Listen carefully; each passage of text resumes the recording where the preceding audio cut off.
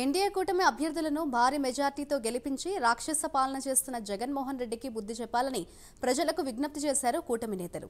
5 ఏళ్ల వైసీపీ అరాచక పాలనపై కూటమి చార్జ్షీట్ విడుదల చేసింది. విజయనగరంలో అశోక్ బంగ్లాలో టీడీపీ, జనసేన, బీజేపీ నాయకులు మీడియా సమావేశం నిర్వహించారు. ఈ ఎన్నికల్లో వైసీపీ ప్రభుత్వానికి ఓటు ఎందుకు వేయకూడదో ప్రజలకు వివరిస్తూ 5 ఏళ్లలో వైసీపీ ప్రభుత్వం చేసిన అరాచక పాలనపై ధ్వజమెత్తారు. ఈ సమావేశంలో టీడీపీ పార్లమెంట్ పార్టీ అధ్యక్షులు కిమిడి నాగార్జున, ఎన్డీఏ కూటమి విజయనగరం లోక్సభ, అసెంబ్లీ అభ్యర్థులు కలిశెట్టి అప్పలనాయుడు, పూసపాటి అదితి, విజయలక్ష్మి గజపతిరాజు, జనసేన రాష్ట్ర ప్రధాన కార్యదర్శి పాలవలస యశస్విని, బీజేపీ నాయకులు సమర లక్ష్మీ నరసింహం తదితరులు పాల్గొన్నారు. మంత్రిగా అయ్యి 5 సంవత్సరాలు టర్మ్ కూడా ఇంచుమించు పూర్తయిపోయింది.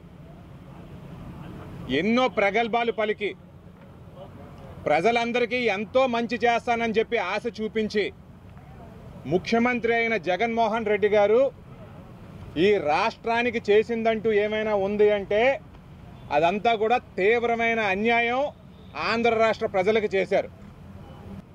ఎక్కడ చూసినా కక్షపూరితమైన చర్యలే.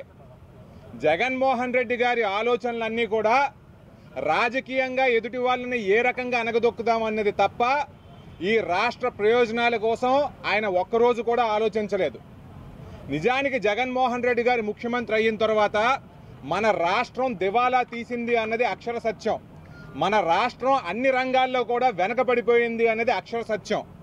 మరి ఈ రోజున ఎన్డీఏ కూటమి ఏదైతే ఉందో మన రాష్ట్రంలో Bharatiya Janata Party, Telugu Desam Party, Janasena Party కూడా అన్నీ ఒక కలయికతో ఆంధ్ర రాష్ట్రం యొక్క ప్రజల ముందుకు రావడం అనేది జరిగింది. ఈ ఆంధ్ర రాష్ట్రం బాగుపడాలి అంటే, మన ఆంధ్ర రాష్ట్రం మళ్ళీ స్వర్ణాంధ్రప్రదేశ్గా మారాలి అంటే ప్రతి తెలుగు వాళ్ళు కూడా ఎన్డీఏ కూటమికి ఓటు వేసి గెలిపించమని అందరినీ కూడా అభ్యర్థిస్తూ సెలవు తీసుకుంటాం. రోజు ప్రతి నెల ఉద్యోగస్తులకి సరైన సమయంలో జీతాలు అయితే లేవు, ఎవరికి జీతాలు లేవు, ఎక్కడా లేదు, ఆర్థికంగా వెనకబడిపోయింది, ఉపాధి అవకాశాలు లేవు, యువత వలస వెళ్ళిపోతున్నటువంటి పరిస్థితి ఈ ఆంధ్ర రాష్ట్రంలో ఉంది. ఈ 5 సంవత్సరాల్లో ఒక్క ఇండస్ట్రీ కానీ ఒక పారిశ్రామిక ఇండస్ట్రీ రాలేదు. ఎటువంటి ఇబ్బందులు జరుగుతున్నాయో మీ అందరూ చూస్తున్నారు. అలాగే విజయనగరం జిల్లాకు వచ్చినట్లయితే ఫెర్రోఎల్లాయిస్ చాలా అంటే కీలకమైనటువంటి పరిశ్రమ.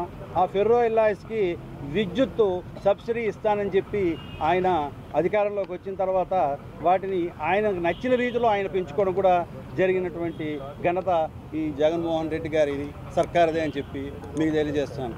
అదే రకంగా మన కేంద్ర ప్రభుత్వం ఇప్పుడు ఏదైతే డబుల్ ఇంజిన్ సర్కార్ రావాలి అని చెప్పి మనం ఒక కూటమిగా ఈ ఆంధ్ర రాష్ట్రంలో కూడా తెలుగుదేశం, భారతీయ జనతా పార్టీ, జనసేనతో